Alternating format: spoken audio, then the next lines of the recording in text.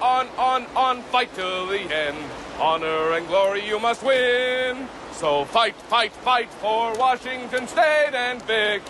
On March 3rd, 1994, John Candy made two strange phone calls to his children. He told them he loved them, but something in his voice was different. Hours later, he was dead in a Mexican hotel room. He was only 43. What nobody knew was that John had been fighting a secret battle since childhood. It started when his father died, and he was just 4 years old. That tragedy planted a fear that would consume his entire life. The phone calls weren't random. John knew something was coming. John Candy was born on a cold Halloween night, October 31st, 1950, in Newmarket, Ontario. His parents, Sidney and Evangeline Candy, raised him in a modest Catholic home in Toronto's East York neighborhood. Sidney worked as a car salesman. Evangeline had Polish roots. John had an older brother named Jim, and they lived at 217 Woodville Avenue. His grandparents had come to Canada in 1913 with dreams of a better life. But those dreams never made life easy. From the beginning, money was always tight. John went to Catholic school and was shaped by both faith and financial struggle. It all seemed manageable until something happened that changed everything. When John was only 4, he started to feel a strange emptiness inside. He would later say in interviews that it never really went away. That feeling came from the fear of something he couldn't fully understand yet. In February 1955, just before John turned 5, his world shattered. His father, Sidney, died suddenly from a heart attack. He was only 35 years old. Doctors said it was caused by complications from heart disease, made worse by the stress he carried after serving in World War II. Sidney had fought with the 48th Highlanders and struggled with night sweats and job problems after the war. The death hit like a lightning strike. Evangeline was 39 and left alone with 2 boys. She took whatever jobs she could find, working as a secretary and more, to keep the family afloat. They moved into a small bungalow with extended family, living close and tight, both in space and emotion. John later said this loss created a hole in his heart that never healed. He tried to help. He collected bottle caps, delivered medicines, and did odd jobs just to feel useful. But underneath, he was deeply afraid. He saw himself following the same fate as his father. That fear never left and would shape how he saw the world and how he treated his body. At Neil McNeil Catholic High School, which he entered around 1964, John threw himself into sports. His size gave him power on the football field. He became a star offensive tackle and helped his school win championships in 1967. For a while, he dreamed of going pro, but in 1968, a serious knee injury crushed that dream forever. That loss hit hard. He started turning to comedy to cope. He would joke around, recreate movie scenes at home, and use humor to hide the pain. Even while he played clarinet in the band and served on student council, classmates saw him as the big, quiet guy who kept things bottled up. He struggled with nightmares of heart attacks. He had already seen too much death to feel safe. These teenage years shaped the humor people would later fall in love with, but that humor came from sadness, not joy. After his father's death in 1955, the family moved again and again. By 1960, they had already changed homes at least 3 times. Each move added to John's feeling that nothing was stable. At 9, he started working at a fish and chips shop. His mother kept juggling jobs. John became protective of his family, especially his brother, but the cost was high. He was haunted by nightmares of dying young.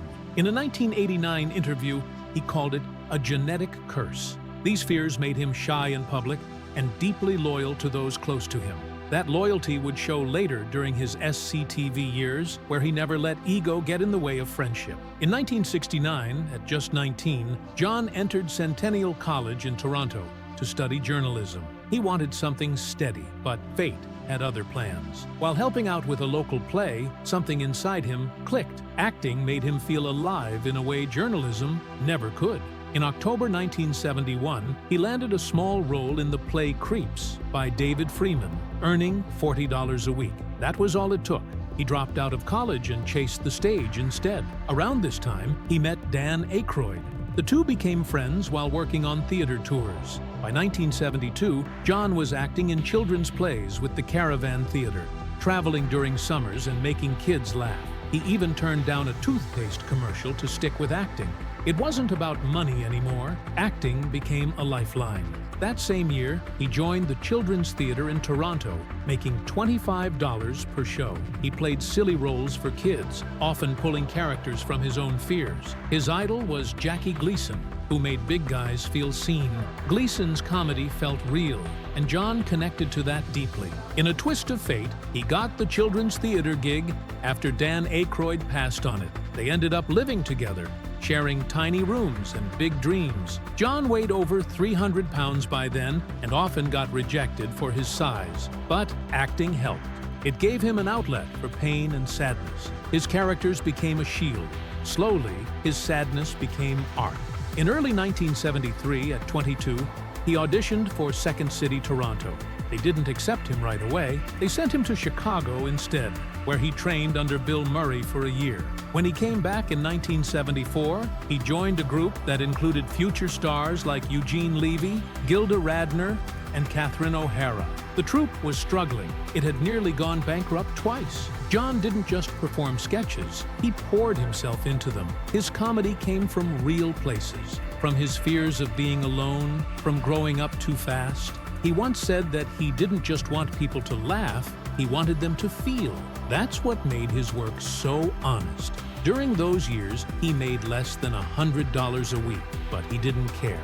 He was building something real with friends who saw the same beauty in the struggle. In those early Second City years, John and Dan Aykroyd lived in a tiny apartment and wrote sketches all night. They barely survived on $40 a week, but they created comedy that was unlike anything else. John used his pain, his father's death in 1955, the bullying, the weight struggles, and turned it into sketches that felt human. They wrote about Canadian life, not just copying American routines. At 24, John was performing over 100 times a year. His characters were wild, but they all had heart. His improvisation impressed everyone. It even helped launch SCTV in 1976. That show would change everything. Even with his growing success, John kept facing painful reminders of how the world saw him. In the early 1970s, several acting schools rejected him only because of his weight. By the time he was 20, he weighed over 350 pounds. He fell into deep depression. He tried to hide it with jokes, but it ate at him. In 1971, despite strong auditions, doors closed. He found a home in community theater, earning $40 a week in creeps, but rejection left scars that never healed. He once said that each no just reminded him of being 4 again and losing his dad. In 1976, at 25, John co-founded SCTV with friends from Second City. They had almost no money. Each episode cost just $35,000 to make and aired on a barely known Canadian channel. But that didn't stop them. His character, Johnny LaRue, a sleazy talk show host, became an icon. The sets looked cheap on purpose. They were mocking TV itself, and people loved it. SCTV ran for years and created 106 episodes. It wasn't just a comedy show, it was a place where broken hearts made something beautiful. John turned fear and sadness into laughter, and the world noticed. One of his most famous sketches on SCTV was Farm Film Report, where he played a goofy character named Billy Sol Hurok. With his co-star Joe Flaherty, they blew up fake celebrities on screen in absurd ways. One episode even joked about dynamiting a character based on Danny Terrio. The line, "He blowed up real good," became iconic. It was ridiculous and hilarious, but it showed how far John would go to make people laugh. By 1981, the sketch helped earn SCTV its first Emmy nomination for writing. That same year, the show started airing in the US on NBC, taking John from a Canadian secret to an international star. While still working on SCTV, John took guest roles, including one in 1977 on The David Steinberg Show. There, he opened up in a shocking way. He did an improvised sketch about his struggles with overeating. He admitted to binge eating when anxious. He even confessed to smoking a pack of cigarettes a day since his teens. That moment stunned the audience. It wasn't just funny, it was raw and real. He also worked on other Canadian shows that year and earned awards. But when pressure grew, he retreated to his Ontario farm. Behind the scenes, he was still fighting the same pain from 1955. John Candy's first step into Hollywood came in 1979, and it nearly crushed him. He had landed a minor role in the romantic comedy Lost and Found, playing a quirky guest at a resort. The cast had big names like George Segal and Glenda Jackson, but none of that helped when the movie fell flat. The script was weak, the direction was sloppy, and even Candy's comedic charm couldn't save it. It cost $3 million to make and only earned $1.5 million back. Critics were brutal. The New York Times didn't hold back. They called it a comedic black hole. Candy was devastated. He told friends he didn't think he had what it took to make it in film. He even considered going back to Canadian TV. One day on set, he tried to lighten the mood by improvising a slapstick scene by the pool, but he accidentally injured a stuntman. That mistake led to a $50,000 insurance claim and tension with the crew.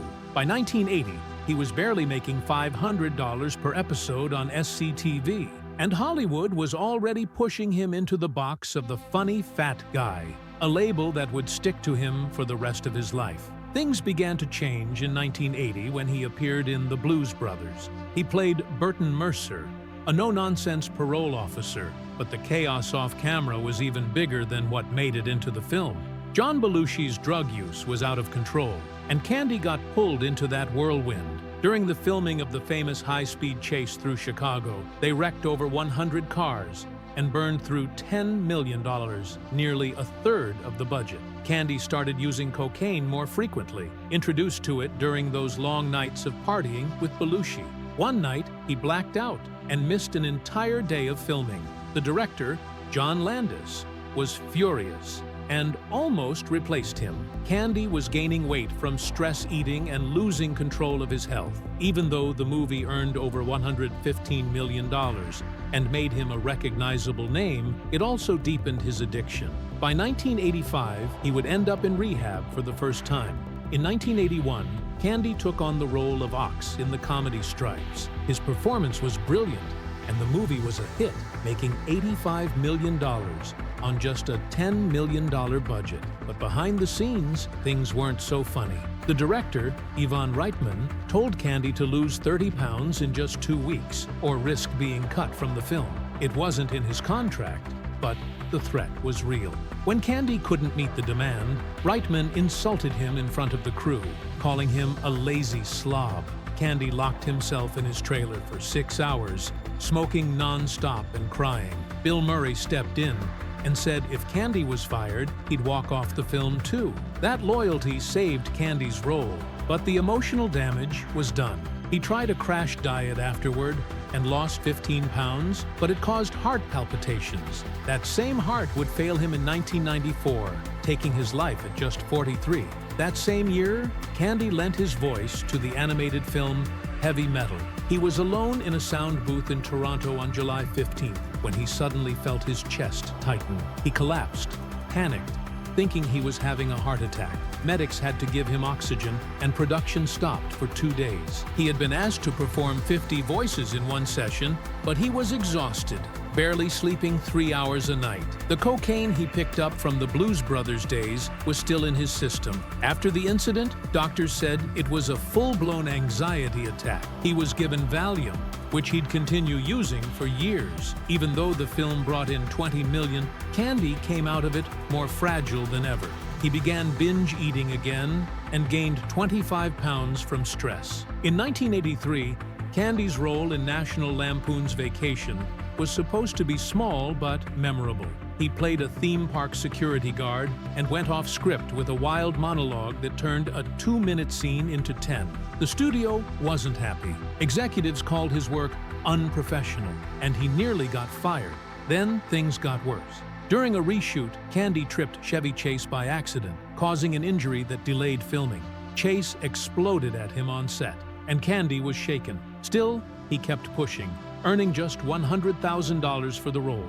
On the side, he was coping with the pressure by drinking heavily, up to 12 beers a day, and stress-eating junk food, which added another 10 pounds to his frame. Yet the movie made over $60 million, and his moment on screen stuck with audiences. By 1984, Candy was filming Splash with Tom Hanks. There was a racquetball scene where he had to act hungover, but in real life, he was hungover too. After partying until 5 a.m. with Jack Nicholson, during filming, he hit himself in the face with the racquetball by accident. That moment made it into the film. It looked funny, but it wasn't staged. He had to pause shooting for 2 days to recover. The film ended up earning almost $70 million, and his performance was praised. But Candy's behind-the-scenes lifestyle was catching up fast. In Planes, Trains, and Automobiles from 1987, Candy played Del Griffith, a role that became one of his most iconic. There's a moment in the film when he turns into a devil in the middle of a chaotic highway scene. That wasn't in the original script. Candy made it up on the spot, laughing maniacally as flames and headlights flashed around him. The scene lasted only 45 seconds, but the energy he poured into it left him drained. They were shooting all night, and he barely slept. Steve Martin said it was like watching Candy's exhaustion become art. 2 crew members got injured during that scene.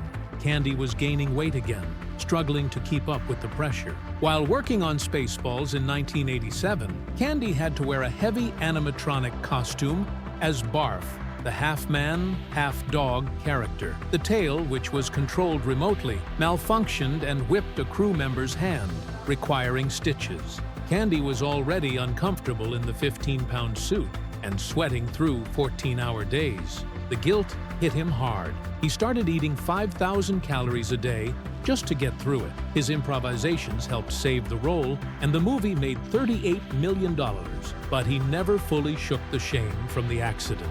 In 1990's Home Alone, Candy appeared for just one scene as the Polka King, Gus Polinski. It was filmed at 4:30 in the morning after a brutal 23-hour workday, and he improvised the entire thing. He was paid only $414 for it. The movie made $476 million. Years later, he was still upset about how little he was paid. On the set of Only the Lonely in 1991, he mentioned the insult again to the director. It was a reminder of how Hollywood sometimes took his kindness for granted. Cool Runnings came out in 1993, and Candy played a disgraced coach trying to redeem himself. Before filming, he lost 50 pounds through a strict liquid diet. His father and grandfather had both died of heart attacks, and he didn't want to follow them. But the pressure of constant rewrites and the stress of filming caused him to gain the weight back. By March 1994, during the shooting of Wagons East, he had dropped 66 pounds again, but it wasn't enough. He died of a heart attack in his sleep at just 43. In Only the Lonely, Candy stepped into a romantic lead role for the first time. The story hit close to home. His character was a Chicago cop torn between love and his mother. Candy's own mother had been overprotective after his father died when he was just 5. The movie came out in May 1991 and opened to $6 million, but it didn't do well, finishing with $21.8 million in total. The failure hit him hard. He sank into depression again and started gaining weight. He told friends he didn't know if he could handle the emotional toll of serious roles. That same year, in Delirious, he played a soap opera writer who gets trapped inside his own fictional world. During production, he clashed with the director over fat jokes in the script. Candy was deeply insecure about his weight, and he walked off set. He'd been bullied as a kid and never forgot how that felt.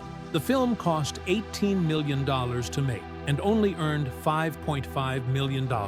Critics hated it. That experience pushed him further away from comedies that mocked his size. Later in 1991, he appeared in Oliver Stone's JFK. His role as Dean Andrews was small but powerful. While filming, he confided in Kevin Costner that his anxiety had become unmanageable. He was taking medication and finally getting professional help. He admitted he'd been using cocaine since the 70s and overeating to numb his emotions. At 300 pounds, with heart issues and panic attacks, Candy knew his time might be short. His personal life was a mixture of joy and heartbreak. He married Rosemary Hobor in 1979 after meeting her in a Toronto theater. They had 2 children, Jennifer in 1980 and Christopher in 1984. But his movie schedule often kept him away for months. He missed Jennifer's first steps. He wrote her letters he never sent, apologizing and calling himself an invisible father. The guilt never left him. By 1993, even though he kept his family out of the spotlight, the loneliness during hotel stays drove him to binge eating again, reaching 300 pounds. He also took a chance on a lifelong dream. In 1991, Candy bought a stake in the Toronto Argonauts football team with Wayne Gretzky and Bruce McNall. He poured his heart into it, attending games, giving pep talks, and even filming promos. But in 1994, the team was sold without his input. That betrayal crushed him. He drank heavily for 2 days straight in Mexico, taking over 20 shots a night. He called friends crying, saying it felt worse than a divorce. That emotional pain added to his downward spiral, and his weight jumped to 350 pounds. He called the team's sale losing a child. John Candy's problems with cocaine started back in 1971, when he was still performing with the Second City Comedy Group in Toronto. He was working crazy long hours, sometimes writing non-stop for 2 full days. The drug helped him stay awake, especially during those sessions with people like Dan Aykroyd. At first, it just seemed like a boost, but soon it turned into something darker. During the early days of SCTV, his use got worse. He started taking up to 2 grams in one sitting. It made him feel bigger than life on screen, but quietly wrecked him from the inside. By 1975, his weight was already bouncing around 300 pounds, and he'd often get paranoid. Then in March 1982, everything changed. His close friend, John Belushi, died at just 33 from a mix of cocaine and heroin. That hit John hard. He locked himself inside his home for 2 weeks and destroyed every piece of drug equipment he had. He never touched it again after that. But even though he quit, the damage stayed with him for years, all the way to his heart attack in 1994. From the time he was 17, which was in 1967, John was addicted to cigarettes. At first, it was just a rebellious thing in Toronto, but then it became something he couldn't let go of, especially when work got stressful. He tried to quit at least 12 times. In 1980, he tried hypnosis. In 1990, he gave nicotine patches a shot. Nothing worked. One of the worst moments happened in 1994 when he was filming Wagons East in Mexico. He had tried to quit again, but lasted only 3 days. The stress, the heat, the pressure, it all brought him back. That time, he smoked 2 full packs a day just to get through it. People around him said they could hear his lungs wheezing by 1985. When he died, doctors said the smoking was one of the things that led to the heart attack. In one interview from 1989, he even joked that cigarettes were the only co-star he could count on. But behind the laughs, he was terrified of dying the same way his dad did back in 1955. His dad was only 35. John was chasing the same fate, and deep down, he knew it. By the time he turned 40 in 1990, the panic attacks had become unbearable. One of them hit so hard in a Los Angeles hotel that he collapsed. Thinking he was dying, he had to call for help. That fear had been with him for years. His father's death in 1955 had planted it early, and now it was blooming into something he couldn't control. During the filming of Uncle Buck in 1989, these attacks would come 3 times a week, lasting up to 15 minutes. He'd sweat, struggle to breathe, and try to hide it from everyone on set, including the young Macaulay Culkin. Therapy helped a little. He went twice a month from 1990 to 1993, and doctors said some of it was likely genetic. He described the feeling as a bomb inside his chest, always ticking. His public image was so cheerful, so lovable, but behind it, he was falling apart, and he carried that pain all the way until his death in 1994. When John's career took a hit, he didn't lash out. He drank. After a critic in 1983 called him unfunny and overweight for his role in going berserk, he went home and drank 10 beers that same night. He blacked out for 2 days. The pain went deep, tied all the way back to losing his father in 1955. That old hurt made him want to shut the world out. When the great outdoors didn't do well in 1987, he drank even more, 15 drinks a day, mixing beer and whiskey. He argued with people on set, gained 20 pounds, and spiraled. By 1992, he was drinking nearly 200 beers a month. Doctors had already told him he had hypertension back in 1988, but he didn't stop. People close to him, like Eugene Levy, said it wasn't just the reviews. It was what the reviews reminded him of. that maybe he wasn't enough, that maybe the love he gave out wouldn't be returned. And so, he drank. He was always funny. That's what the world saw. But the truth was, his humor hid something much heavier. In 1985, he started therapy and told the truth. He had depression, and it had been there since childhood. He felt guilty for not saving his dad in 1955, even though he was just a 5-year-old boy when his father died. That guilt never left. It turned into a need to please everyone. During Planes, Trains, and Automobiles in 1987, he pushed himself to shoot extra scenes to make the director happy, even if it meant working 18 hours and crying when no one was looking. In 1978, after a failed TV pilot, he told his therapist he had suicidal thoughts. By 1990, depression tests scored him at 28, deep into the danger zone. His friends said he would make the cast laugh non-stop during SCTV, but then go home and write in his journal about feeling worthless. All those jokes weren't just jokes, they were a shield. As time passed, John's health began to break down in ways no one could ignore.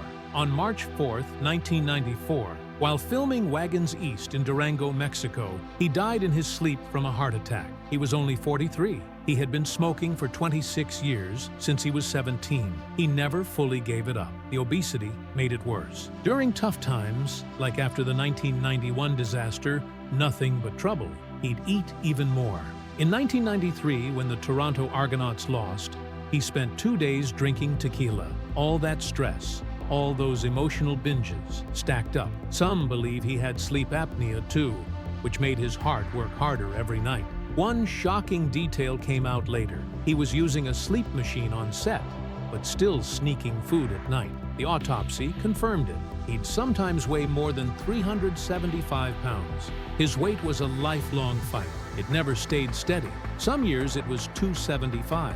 Other times, it was well over 375. It always went up when his emotions went down. In 1984, he tried the Pritikin diet, but he still couldn't resist pastries. In 1989, he lost 50 pounds. But after Nothing But Trouble flopped in 1991, the weight came right back. By 1992, he was back at 330. Friends said he ate when he was anxious or sad. One night in 1992, he was supposed to appear at the Genie Awards, but their promo line said, "We got the biggest star we could find." He was so embarrassed he didn't show up. During Planes, Trains, and Automobiles, he brought gym gear, but never touched it. In his final months, he hired a trainer for Wagons East, but still binged on candy and soda in secret. His kids later said he wanted to be healthy, but food, like cocaine and cigarettes, had a grip on him. March 4th, 1994. The news hit hard. John Candy was gone. He died alone in his sleep, far from home in Mexico. The autopsy showed years of damage. The cocaine from the 80s, the non-stop smoking, the eating, the drinking. Even though he'd quit drugs years earlier, the damage was done. At one point in the 80s, he'd gone on such a long cocaine binge he lost 2 whole days. In the 90s, he gave that up, but he still didn't slow down. Pizza, junk food, stress, it all kept piling on. He once ate a whole pizza alone after a shoot, and even when doctors told him to stop, he didn't listen. On the night of March 3rd, just before he died, he made 2 phone calls. One to his daughter Jennifer, who was 14. One to his son Christopher, who was 10. He told them he loved them, but something in his voice felt different, like he knew. Later that night, he told a hotel watchman, "I'm so tired. All I want to do is go home." He'd been working brutal 16-hour days. The heat, the exhaustion, the weight, everything was crashing down. He had told friends before that he feared dying young, just like his dad did in 1955, at the age of 35. And now, it seemed that fear had caught up with him.